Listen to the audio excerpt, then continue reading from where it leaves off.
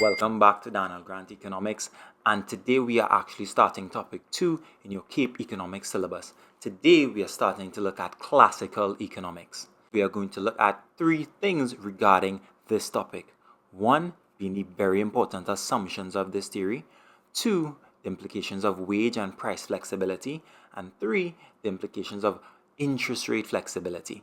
All that today's episode. Nice like a pie. Firstly, it's actually important to know who classical economics was developed by. Among this name of economic heavy hitters, you'd come up names such as Adam Smith, Jean-Baptiste Say, David Ricardo, etc. These are the persons who have contributed to this economic theory, and it's important to note as well, this was the first attempt to really explain why we have movement or changes in large economic variables. When we're talking about macroeconomic variables, we're looking at price level, things such as unemployment, things such as balance of payments. Why are we having fluctuations in these things? And this theory was the first attempt at explaining that phenomenon, the movement of these macroeconomic variables such as unemployment and inflation. And before we even begin to list the assumptions, you actually need to know what assumptions are. The real world is extremely complicated, so our economic models can't adjust for every single variable. So we make assumptions in order to simplify what is going on around our model. And of course, it allows our model to function in order to analyze some of the very same variables we were talking about before. It allows us to simplify the world around us so that our model can predict and analyze the results on those key macroeconomic variables. And of course, that leads us to our very first assumption.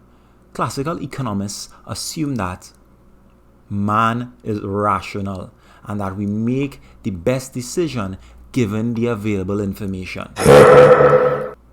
Well, some things I can't dispute, right? The second assumption, the classical economists highlighted the fact that there must be no government intervention. Essentially, if there's something happening in the country and you say, hey, Mr. President or Mr. Government or whatever, could you help us out? The classical economist is going to be like,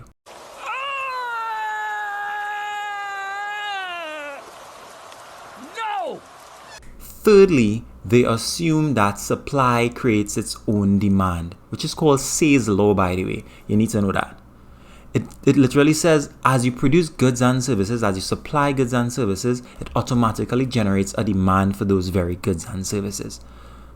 And the last assumption I'd highlight is that in classical economics, they assume that all savings are invested.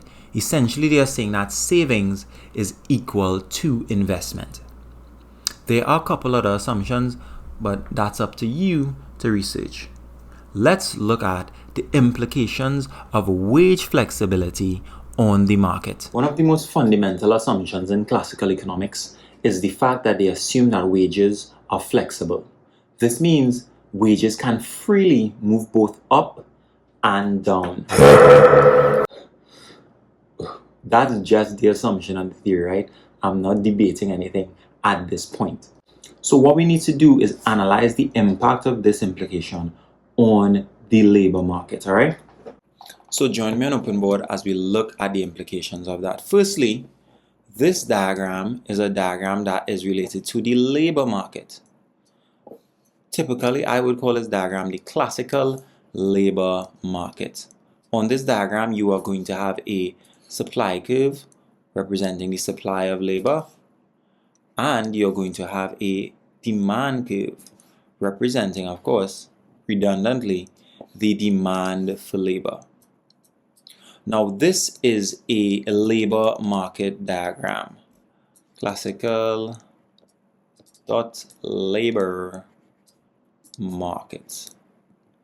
As such, you're not going to have the price and quantity demanded just generally there. What you have is the quantity of labor demanded, and what you're going to have on your y-axis is the price of labor. Price of labor is wage. That is the price of labor. The story starts off at a point where the supply is greater than the demand. Note the price line goes straight through both the demand and the supply curves. The next thing you have to do is extrapolate the figures. At W1, what is happening in this market? At W1, I can see that the amount of labor demanded is here, and the amount of labor supplied is here. This means supply is greater than demand. Now, if this is the case, would you tell me this is a surplus or a shortage? Tell me, what do you think it is? In essence, what is happening here, since supply outweighs demand, it is a surplus. A surplus in the labor market is literally referred to as unemployment. As more people want to offer their services than the market actually requires. Now, this is where our assumptions fit in. Classical economists would say, well, since there is unemployment persisting in the market, persons are going to be willing to offer their services at a lower price. Meaning, let's say it's me and you alone in the market, and I have a job that pays me 20 an hour and you're unemployed. You are going to say, well, hey, I could do that job for $15. What that's going to do is, it's going to take down this wage rate as you are willing to offer your services at a lower cost.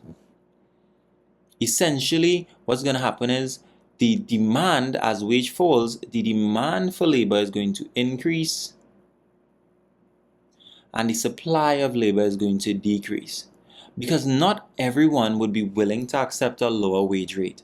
So the amount of workers that are willing to supply their labor is going to come down. And as you can think from the business side of things, if labor is now cheaper, you would be willing to hire more persons for that job.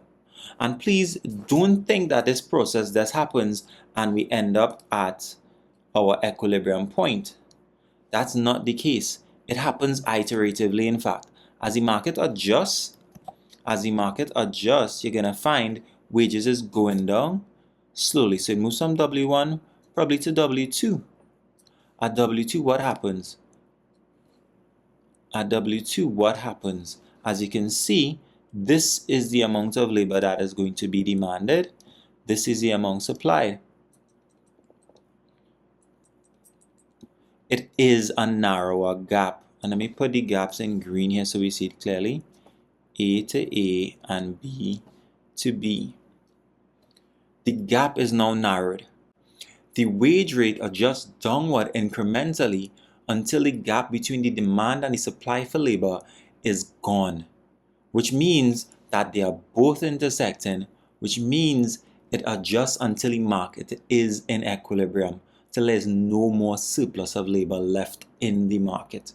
That is how we explain the phenomenon of classical economics with regards to the labor market. And of course, you get to see, once we assume that wage rate is flexible, the fact that persons are willing to offer their services at a lower price allows for the market to adjust, hiring the equilibrium among the workers. That's it on this. It's also very important to note that classical economists state that in the long run, due to the fact that markets are allowed to adjust for themselves unfettered by the intervention of government, full employment would be achieved. But it is important to note that at full employment, there are still persons unemployed, and those persons are voluntarily unemployed. Why are persons voluntarily unemployed? Essentially, these are the persons that deem the current wage rate in the market, that current equilibrium wage rate we just adjusted the market to, was too low and it wasn't worth their time. As such, those persons choose to stay out of the labor force, remaining unemployed.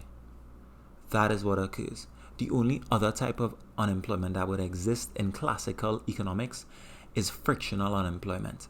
And frictional unemployment is the type of unemployment that occurs when persons are just moving through jobs.